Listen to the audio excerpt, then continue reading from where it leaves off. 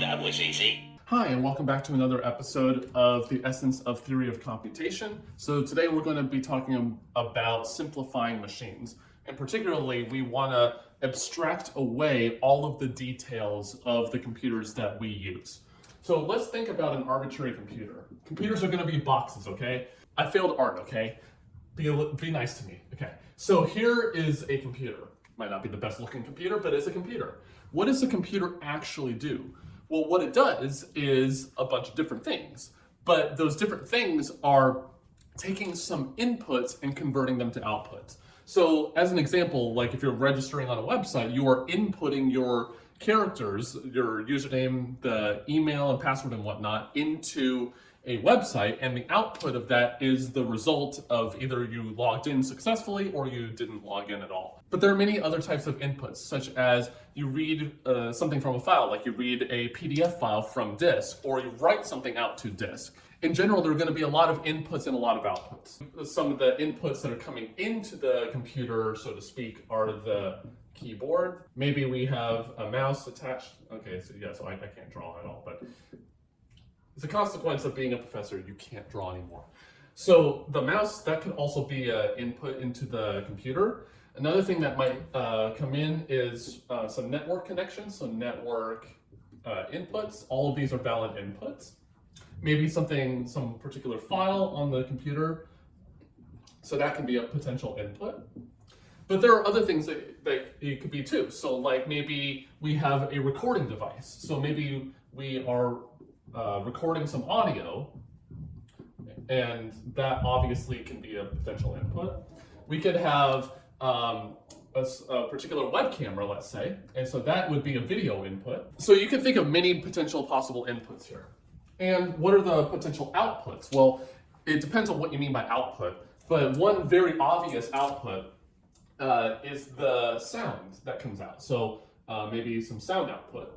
Another thing that can happen is that we are writing to a file. Maybe you're creating a new PDF or a new Word doc or something. You're writing to a file. The opposite of network input is network output. So maybe you send a message to someone over the Wi-Fi connection. And note that I'm abstracting away a lot of the details purely just to make this as simple as possible. We could talk about all of the details here, but there's actually no need to do so. And of course, you can think of many other possible outputs too. So this is not obviously a complete list. So what we want to think of the computer as, well, if we have a computer that looks like this, then we can list out all the potential inputs, all the potential outputs, and then see what the machine does. And then maybe we can try to simulate what that machine does. But there are many other things that we need to take into consideration. So maybe we need to take into account the CPU of the computer. So if we have like an Intel processor versus an AMD processor versus Apple Silicon versus whatever else, that could change things in terms of what things we're able to do. Maybe we need to take into account the amount of RAM in the computer, or maybe the hard drive space. Because certain things are allowed when you have a certain amount of RAM. So maybe I can't load a certain file above a certain size if I have a small amount of RAM. And of course, this list goes on and on and on and on. There are a lot of things to take into consideration. And what the whole purpose of theory is to make all of the nasty details here just magically go away, so that we can talk about an arbitrary computer that may or may not even look like this in a uniform way. So you can even have a computer that has no hard drive, if you can believe it. We kind of have to have a computer, a CPU in some way. We might not have a GPU, potentially. Maybe we don't have a keyboard, maybe we don't have a mouse. There are many different types of computers out there. It's not just the ones that we use. In fact, the thing I'm recording this on is my phone. So the phone doesn't have a keyboard, doesn't have a mouse particularly. And a lot of this stuff does carry over because we use modern age computers, but there were times when we didn't have Wi-Fi connections at all. We had Ethernet connections, and even before that, there weren't even internet connections at all because there was no internet.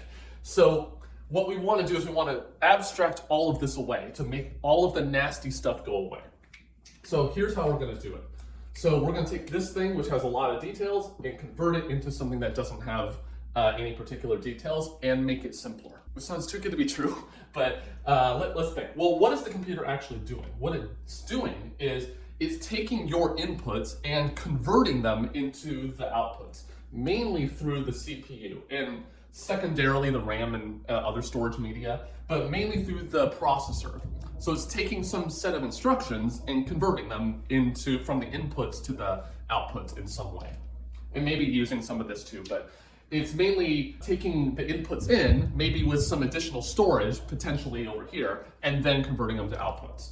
So let's think about the CPU here as just a complete black box, literally a black box. And what are the things coming in? Well, there are a bunch of inputs. So let's abstract all the details away and just say we have a bunch of inputs.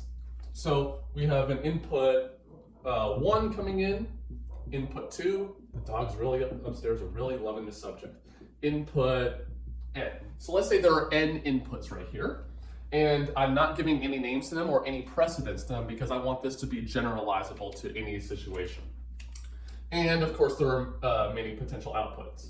So output 1 up to output m, let's say. And of course, the number of outputs doesn't necessarily have to match the number of inputs. We actually just abstracted away of a lot of the nasty details, but we can actually make this even simpler than this, believe it or not. So the problem here is, well, what is the CPU actually doing? So it actually may access some additional storage, which is something that we will have to talk about at some point. So and that may have to go back and forth, but the main thing is what this CPU is doing. So what is the CPU actually doing? It's taking the inputs that are coming into the CPU and doing stuff with it. And maybe writing something out to main memory, maybe writing something to disk, a lot of different things can happen. But basically, we can think about a snapshot of the machine before the instruction happens and after the instruction happens, and maybe nothing changes, probably not, but something probably does change. But you can think of this as the state of the system at one point going to another state of the system, which may be totally different. There may be a lot of possible states of the system, and that's totally fine. It's just that we will have to think about that kind of perspective. What I claim here is that we can actually reduce the number of inputs to 1. We obviously can't go to 0, but I claim that we can get down to 1. And actually, we can do the number of outputs to 1 using the same technique, actually. So we can have a singular output and a singular input, which is really cool. So whenever someone makes a claim like that and you don't believe them, you should ask them, prove it to me, which I'm going to do. Here, let's think about these inputs. And let's give a particular example to them to highlight what it will look like. So let's say input 1 is 0, 1, 1, 0, 1, and it just keeps going. And here I'm representing the inputs as just a binary string. Because in an actual computer, things are binary, so we might as well just assume binary strings, although you don't have to assume that. And let's say input 2 is, let's say 1, 0, 1, 0. Maybe it just oscillates between 1 and 0. And then maybe the last, let's do 3 inputs, just for sake of clarity. So here, let's say input 3. Let's say that is 0, 0, 0, 1, 0, stuff. And so here's how I will make a singular input from all 3 of these. And the same technique is going to work for the outputs too. So here's my input. What I'm going to do is I'm going to look at the very first bit of every single one of the inputs right here. So in this case it was a 0, this case it was a 1, this one was a 0, and I better use colors for this. So what I'm going to do is I'm going to write down the first bit of that first input. The 0 here, this 0 is coming from here. Then what I'm going to do is the same thing, but for the second input. So I'm going to do this in red. So this 1 is going to go right there. So 1. And then in black, what I'm going to do is the third input, the first bit. Okay. So here, what I'm doing is what is called multiplexing the inputs.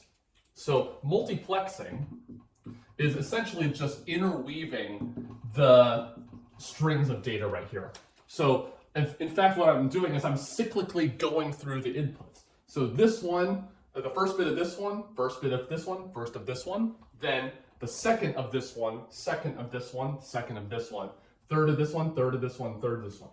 And then we just keep going in that same way. So why does this work? Because if I get a long string like this, what I can do is, well, let's say I'm looking at the third bit, then I know because it's the third bit, it must have come from the first input right here. And so therefore I can extract the 3 inputs from this singular one.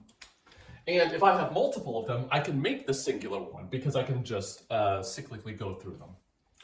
And the output works exactly the same way. The outputs are just strings, and so therefore I can multiplex the outputs also.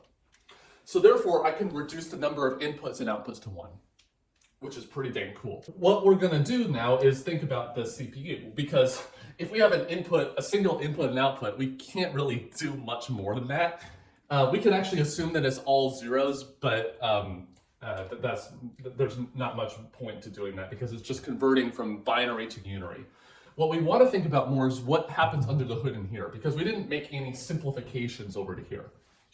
Well, let's think. Well, what is the input going to the output doing? So the CPU is essentially just some function, let's call it f, that goes from binary strings, whatever that looks like, going to binary strings. And there's a lot of things that we can assume about this, but effectively it's just a function that you feed in a string and some string comes out. But the thing is, what's interesting is what's happening along the way. And that's what the entire class is about, theory of computation. What actually happens with respect to the computing aspect. In computing the function from the inputs to the outputs, what actually happens? Clearly, what can happen, of course, is we can write to memory. Those are some things that we can do. We can store something, so value to this. We can add 2 numbers, let's say. So there's a lot of different instructions that we could actually do. And that's actually just by itself seems really complicated, because in some architectures you can have over 100 different instructions. And being able to reason about all the things that you can do with all 100 of those instructions in any order of any length, that is really problematic. So what we want to do is we want to think about this in a more abstract way. So kind of like how we went from here to here, let's try to abstract this even more for this part. So something that I mentioned earlier is whenever you're reading an instruction like writing to memory, we can actually capture a snapshot of what the computer's actually doing right at that moment, then do the instruction and then take another snapshot. So like taking a picture, but taking multiple pictures really quickly. So there's going to be a very slight change from one step when you took that first picture to when you took the second one. But what we want to do is we want to capture what are the possible states. So each instruction potentially will change the state of the system.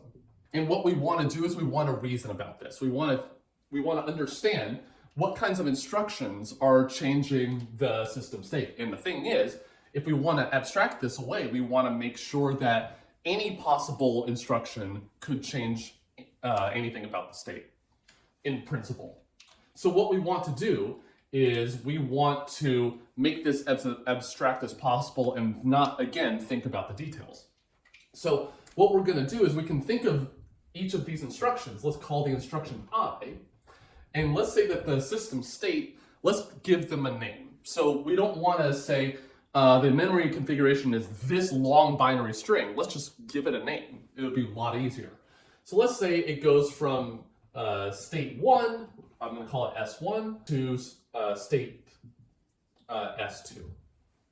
And then what we want to do is we want to have an abstract idea of what is actually happening here. And the way that we will do this is we'll just make a little picture. And then we will formally define the thing later. But at this moment, we're going to say a state is a circle. We're going to denote this as a circle. This is a state of the system at a particular moment. And obviously S2 is another state. These may be the same state because you might have an instruction that just absolutely does nothing. And if you have a simple enough problem, that's almost guaranteed to happen. But here, let's just say that they're different. Then this instruction says, well, if I'm in state S1, that's the state of the system at that moment, and I execute instruction I, oops, not 1, I, then I'm going to be at state S2.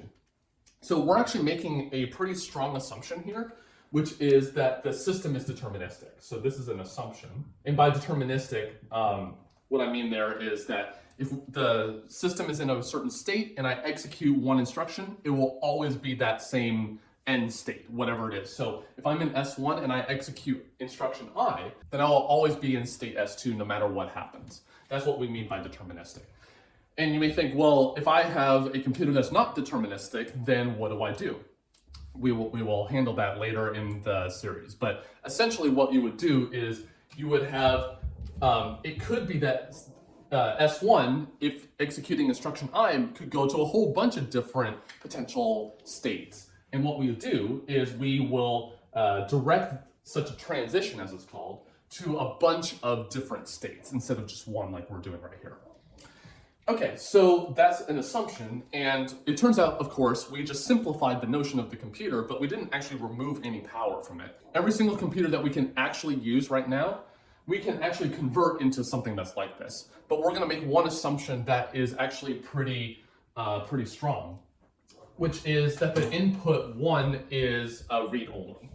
It's not even an assumption, it's a restriction. And it's kind of hard to show right now, but it turns out that it is a restriction, which is that the input is read-only. And we're actually going to, so that's one thing. The second thing is that we can't acquire more memory, more than a fixed amount, In a real computer, of course, you have the registers and the cache and then the memory and then storage after that. So what we're going to do is we're going to say you allocate as much storage up front as you want, but once you fix that number, you're not allowed to allocate more. So it's kind of a restriction. It's essentially the same thing as asking for your laptop or a computer or whatever. You never plug in an external drive and you never store anything in the cloud. That's essentially what this is saying. The fact that we're making this restriction is actually pretty important because if we didn't have this, then the system would actually be way too powerful in a certain sense. The reason that we're making these restrictions is not that we want to build actual computers out of these, because we actually can, and we will eventually prove this. But the thing is that we want to do this because the model is easy to analyze. That's the whole purpose of making restrictions in mathematics and computer science, is that we want to analyze the machine or the model in a very easy way and then add things to it to make it more realistic and see if the proofs and the techniques to showing various things about that model carry through. And that's the whole purpose of this restriction. So the input is read-only. That's also a restriction, because if I allow you to read in the input and change the input in a certain way, then that also increases the power of the model and makes it a lot harder to analyze. And actually, there's one thing that's related to this, which will seem like a restriction, but it actually isn't. So if we make these two, we can actually assume, it's actually pretty hard to prove this, but what we can assume without loss of generality is that we will read the input from left to right. So there's a pretty deep theorem which says that if you have an input that's read-only, you can go back and forth through it. You can jump to a random place and go in any order that you want, essentially. As long as you can't acquire any more than a fixed amount of memory. Then if you have something like this where you can go back and forth, then you can, without loss of generality, make a computer for the same model where you move in a single direction. You never go backward. And that actually makes things significantly easier to analyze, but this does not restrict anything. These two are restrictions, and this one is just an equivalence. So what we like doing in computer science and math is proving that various models are equivalent, because this seems very restrictive, right? No computer on Earth is doing this. If you buy a computer from Apple or Microsoft or whatever, and it does this, you should probably return it. But the reason that we do this is that we get a model that's easy to analyze, then we try to increase the power of that model by removing some of these restrictions, or maybe solving problems that are hard here. And then if we can show that those two different models are the same, are equivalent, then whenever we want to solve a particular problem, we just use the easier one of the two in that particular domain. And the whole class is about different types of models showing their equivalences as well as inequivalences. So if I remove that restriction, why do we actually get more power in actually proving it versus just getting an intuitive idea? Because just having an intuitive idea is not strong enough. We need to actually formally prove these things in order to be truly sure that they are true. And that's what the class is about. So hopefully that was interesting. Leave thoughts about simplifying computers into the comments down below. As always, please like the video and subscribe to the channel. It really helps us out. There are many other links in the video description if you want to support the channel further. And as always, thanks for watching, and I'll see you next time.